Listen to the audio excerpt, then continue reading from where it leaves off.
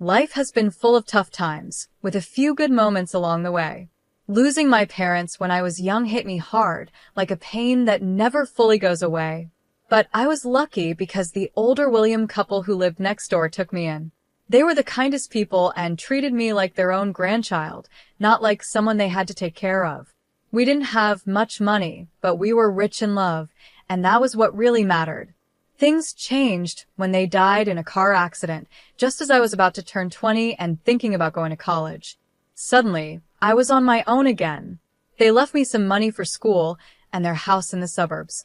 Even though it was full of memories, I decided to sell it because it reminded me of them too much.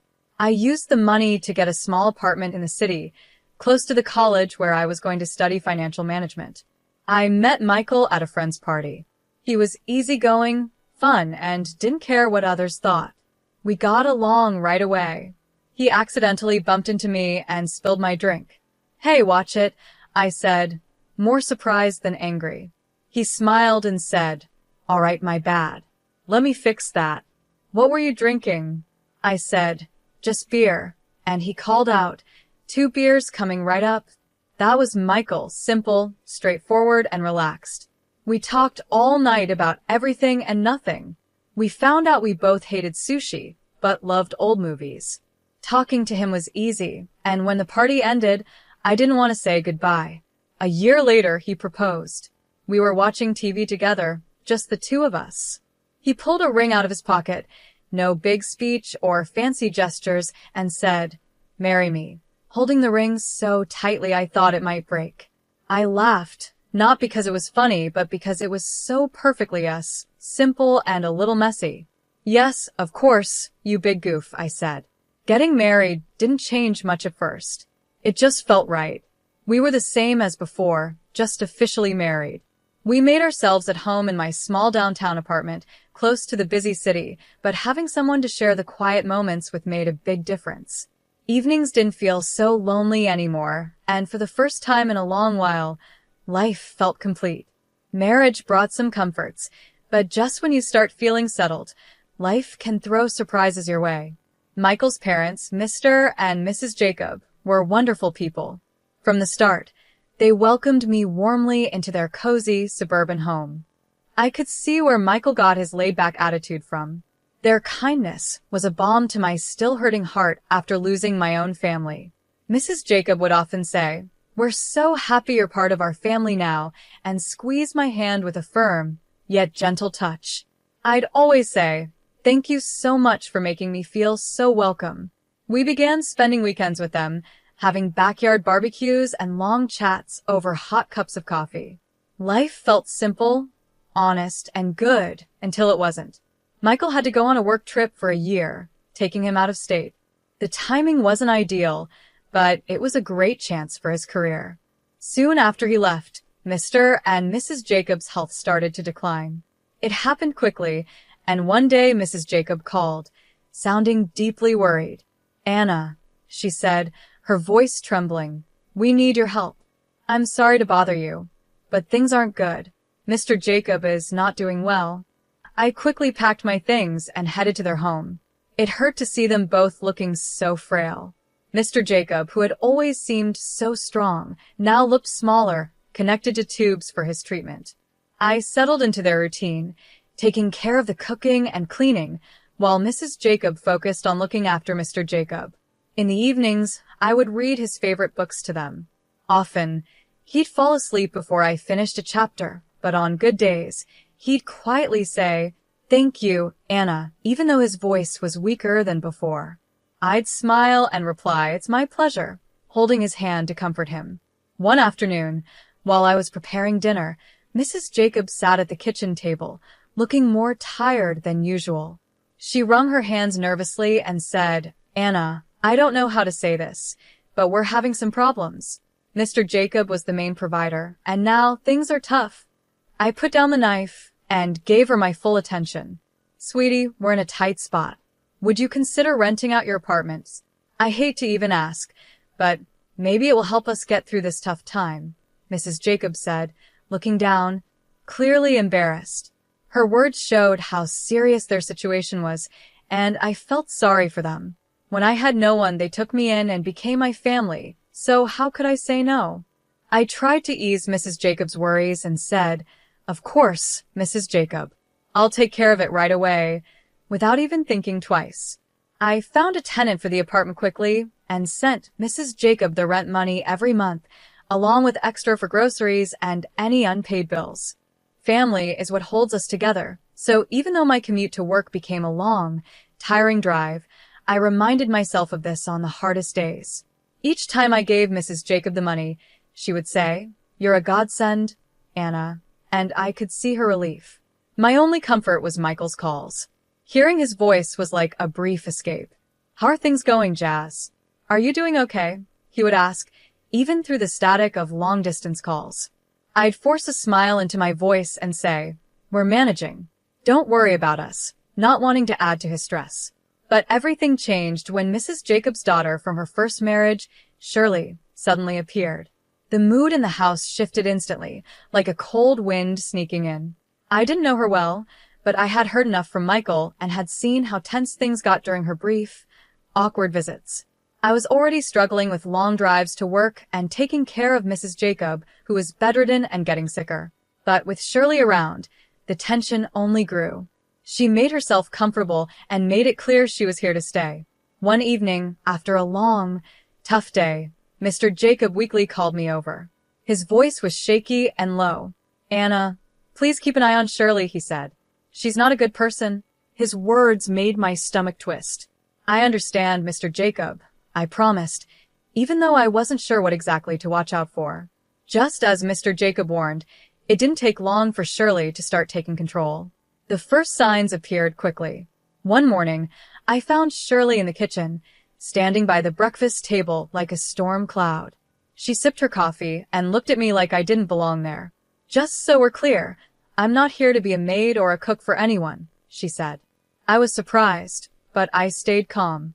"All right, Shirley," I replied, trying to keep things peaceful. "I can keep handling everything.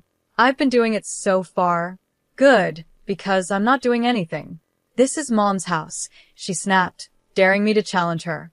From that day on, Shirley made sure everyone knew she was there, and not in a friendly way. She ordered takeout just for herself and her mom, leaving the empty boxes for me to clean up. It hurt, but I kept quiet because Mr. and Mrs. Jacob deserved their peace.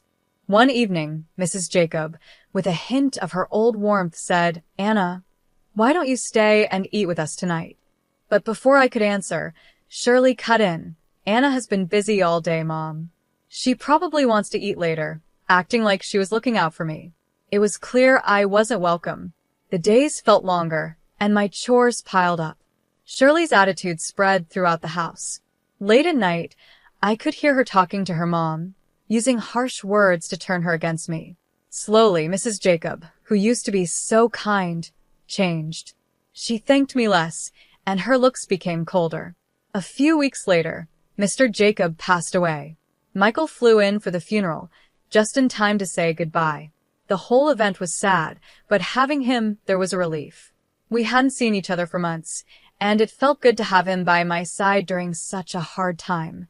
At the funeral, I noticed Shirley acting sweet and polite to everyone, almost too nice.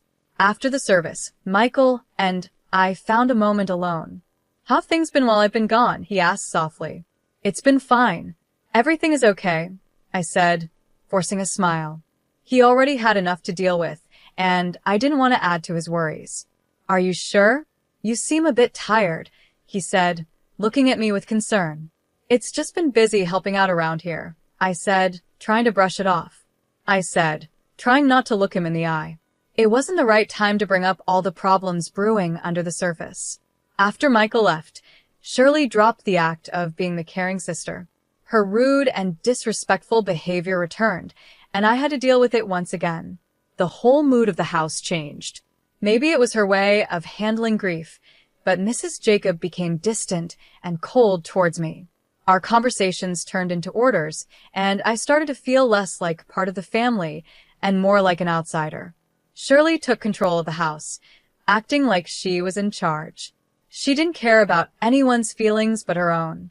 She would even barge into my room without knocking and go through my things, like she was searching for something. One day, I was trying to find some peace in the garden when I noticed a box hidden among the bushes. Curious, I opened it and found my lingerie, jewelry, and watches inside. My heart sank when I saw some of my clothes tossed nearby. Furious, I grabbed the box and stormed back inside. Shirley was lounging in the living room, acting like she owned the place. "What the hell, Shirley?" I shouted, my voice shaking with anger. "You can't just throw out my stuff." She gave a cold, mocking laugh. "Anna, you don't live here. You're just a guest and you're not wanted. You'd be better off in the garden or on the street. You're nothing more than a beggar." Her words stung like salt on a wound. I felt my whole body tremble. I turned to Mrs. Jacob, who had just walked into the room. "Mrs. Jacob, please, tell her she can't treat me like this. This is supposed to be my home too," I pleaded, my voice cracking. But the once kind Mrs. Jacob looked at me like I was a stranger. "This is Shirley's home now. Maybe you should find somewhere else to stay." Her words hit me harder than I could have imagined. Standing there, holding the box, my heart pounded. In that moment, the home and family I thought I had fell apart. I stayed despite everything because I had made a promise to Mr. Jacob on his deathbed to take care of his wife and make sure Shirley didn't take over. But it felt like Mrs. Jacob was becoming more like Shirley every day. Her looks grew colder and her words harsher. One evening, as I was cleaning up after dinner, Mrs. Jacob lost her temper. "What are you even doing here?" "Just sitting around, not helping," she snapped, her voice full of contempt. I tried not to let her words get to me, but I still replied, "I'm doing my best to keep things running smoothly." "Best? More like you're just using everyone," she sneered before leaving the room. Her comments hurt. I had rented out my apartment and given almost all the money to Mrs. Jacob, so I knew I wasn't just freeloading. Besides, I did most of the chores, while Shirley only complained and criticized. She was the one living off her mom's pension, yet she never let up. "What does my brother even see in you?" she would taunt through the thin walls every night. I kept reminding myself of the promise I made to Mr. Jacob, biting my tongue to hold back my anger. But the house had become a hostile place, and I felt trapped. One evening, I came home early from work, and something felt off. They didn't know I was there, and as I walked into the living room, I heard Shirley and Mrs. Jacob arguing. "We need to make her sell her apartment," Shirley said, her tone cold and selfish. "You know how much we could use that money." "Yes, but how do we convince her?" "Anna won't just give it up," Mrs. Jacob replied, sounding frustrated. "Leave it to me, Mom. I'll make her do it gently. Once she signs it over, we can finally live the life we deserve," Shirley said, her words dripping with deceit. Hearing them plot to take away my only source of income was a shock. My heart pounded, and I quietly slipped away to my room. They wanted to take everything from me. I couldn't stay after that. The decision was clear. I had to leave. With shaky hands, I quickly packed my things. Every moment in that house felt like a ticking time bomb. I didn't bother saying goodbye. They didn't deserve it. I slipped out the back door and called a cab to take me to the train station. My mind was spinning as I sat on the train headed to Michael's state. I wondered if he would understand, if he would take their side. I was scared of what would happen if I stayed, but the uncertainty of what was ahead was just as terrifying. As the train moved, I watched the scenery pass by, feeling a mix of determination and anxiety. When I arrived at Michael's apartment, he opened the door, surprised to see me standing there with my bag. He looked relieved, but also full of questions. Michael's eyes widened. "Anna, why are you here? Is everything okay?" he asked, stepping aside to let me in. I took a moment to take in the cozy, warm feeling of his small apartment. "Michael, things are not okay." "Not at all," I said, my voice trailing off, showing my worry. He led me to the couch. "Talk to me, sweetheart." "What's going on?" he pleaded. I told him everything, how things had gotten worse at home, how Shirley came back, and the final straw, their plan to make me sell my apartment. Before this, I hadn't wanted to burden him while he was busy with work, but now I let it all out. As I spoke, Michael's face grew more serious, his jaw tightening and his fists clenching. By the time I finished, his voice was a mix of worry and anger. "Why didn't you tell me any of this before?" he asked. "I didn't want to make things worse." "I thought I could handle it," I admitted, feeling foolish. "Damn it, Anna. You shouldn't have had to deal with that alone," he snapped, standing up and pacing. "I can't believe my mom and Shirley treated you like this." He stopped and looked at me, his eyes fierce. "No one treats my wife this way. No one," he said, pulling out his phone. My heart raced as I watched him dial his mom. The phone barely rang twice before she picked up. I couldn't hear her side of the conversation, but Michael's shoulders were tense. "Mom, this has to stop. I know everything, and I won't stand for it. If Shirley stays, or if you don't start treating Anna with respect, then you can forget about any help from us." "No more money, nothing," Michael said, his tone firm and unyielding. After a short but heated argument, there was silence. Michael held the phone tight. Finally, he said, "Fine, if that's your choice. Then I've made mine," and hung up. His expression softened as he turned to me. "Looks like it's just us now, sweetie. But that's all we need," he said, walking over to hug me. I leaned into him, feeling the safety of his arms around me, shielding me from all the chaos. "Just us," I whispered, realizing he was right. Now that we were on our own, it somehow felt okay. We stayed up late, talking about practical things, my work-from-home schedule, our budget, and what our life would look like now without the added burden of helping his mom and dealing with Shirley. It felt like a fresh start. We were starting a new chapter together, just the two of us. We're in this together, no matter what. "It's just you and me against the world, right?" I said. Michael smiled confidently and replied, "Right." With him by my side, I felt stronger and smiled back. The next few days were busy. Thankfully, my boss agreed to let me work from home after I reached out. Michael helped me get my things out of storage, and we set up my home office in the corner of his living room. It was cozy, and even though it wasn't perfect, it felt like ours. After a peaceful week, I got a call that felt like a ghost from the past. It was Mrs. Jacob. Her voice, which used to sound kind, now had a mix of boldness and desperation. "Anna, why haven't I received my payment this month? You know how much we need it," she said, sounding urgent. I was speechless for a moment. How could she have the nerve to ask this after everything? "I'm sorry, but after all that's happened, you really expect me to keep sending money?" I asked, more surprised than angry. I could hear Shirley's sharp voice in the background, saying, "She's just being selfish. Make her send the money."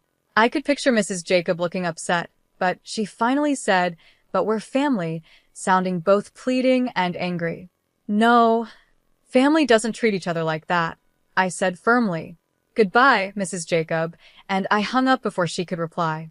The call shook me, but Michael was there, comforting me. "You made the right choice, Anna," he said, wrapping an arm around my shoulders. "It's time they learned to take care of themselves." Not long after, we got a surprise. We found out I was expecting. It was wonderful news, and suddenly the future seemed bright and full of possibilities. We decided it was time to sell my apartment and buy a small suburban home near a good school where our child could grow up. As we were planning the move, Mrs. Jacob called again, but this time her tone was different. She sounded almost desperate.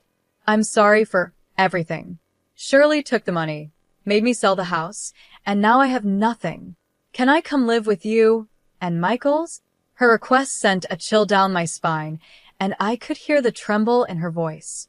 This was a test of my resolve. "When you sided with Shirley against us, Mrs. Jacob, you chose this path. You could have chosen differently," I said, holding firm. I spoke softly, trying to keep my voice steady even though I was hurting inside. "You have a kind heart, Mrs. Jacob, but we all make choices. I know you made mistakes, but I can't just forget what happened," I said. "Can't you forgive an old woman for her bad decisions?" she pleaded. I sighed, feeling sorry for her, but also remembering all the pain her choices had caused. "I have forgiven you, but that doesn't mean I can let you back into my life," I replied. "You have to live with the consequences of your actions, just like I have." Then I hung up and blocked her number. We moved forward with our plans and bought a small, cozy house with a garden for our kids to play in. One lazy Friday morning, I was slowly reading the newspaper and sipping my coffee when a headline caught my eye: "Local woman arrested for massive fraud scheme." I saw a picture of Shirley, looking defeated and in handcuffs. I felt a mix of shock and, to be honest, a bit of relief. "Look at this, Michael," I said, holding up the newspaper. "It's Shirley. She's been arrested for fraud." Michael took the paper and read the story with a serious expression. "Wow, that's a lot to take in, but I can't say I'm surprised," he said. "She made her choices, and now she's facing the consequences," I said, feeling a sense of closure I didn't realize I needed. Later, we heard from friends that Mrs. Jacob was working 2 jobs and living in a small apartment to get by. The debt Shirley left behind was too much for her pension to cover along with her other expenses. "Have you heard about your mom?" Michael's friend MH asked when they came over for a barbecue one evening. "Yeah, I've heard," Michael replied, flipping burgers on the grill. There was a touch of sadness in his voice, but also determination. "She made her choices, and this is the reality now." MH nodded. "I just thought you should know." After that, the conversation shifted to lighter topics about work and sports, and the evening carried on. We had moved on, and so had life. When Megan was born, the joy we felt was overwhelming. Everything changed when I became a mom. It changed our dreams and goals, and it even healed some old wounds with new love. "Can you believe she's ours?" I whispered one night as Michael and I watched Megan sleep in her crib. I whispered softly, and Michael gently replied, "I know," as he put his arm around my shoulders. "She's perfect," he said, his voice full of warmth. We spent our days marveling at every little thing Megan did, every smile, every giggle. She was our little miracle, and when she was with us, all the bad memories seemed to fade away, making room for happy ones. Every day was simple, but filled with small moments of joy that made our family life feel complete. We would take walks in the park, laughing as Megan tried to chase butterflies. On chilly nights, we'd read books and play games at home. Our love for our daughter brought Michael and me closer, making our bond stronger every day. One bright afternoon, I was sitting in the garden with Megan while Michael was at work. I watched her play with her toys, surrounded by the sweet smell of roses in full bloom. It was a perfect moment, a snapshot of the life we had built together. "Look, Mommy," Megan said, holding out a flower she had picked. "That's beautiful, sweetheart," I said, smiling at her. I thought about the journey that had brought us here. Even though we had faced hard times, they led us to this peaceful, happy place. I felt so grateful for Michael's love and support and the strength we found in each other. That evening, as we sat down for dinner, Michael reached across the table and took my hand. "We've come a long way, haven't we?" he said, his eyes full of love. "We have," I replied, holding his hand tightly. "And I wouldn't change a thing." We looked forward to the future with hope and confidence, knowing that we could face any challenges together. Our hearts were full of joy, our family was strong, and our love was unbreakable. We made sure to cherish every day, savoring each moment and building a life filled with love, happiness, and endless possibilities.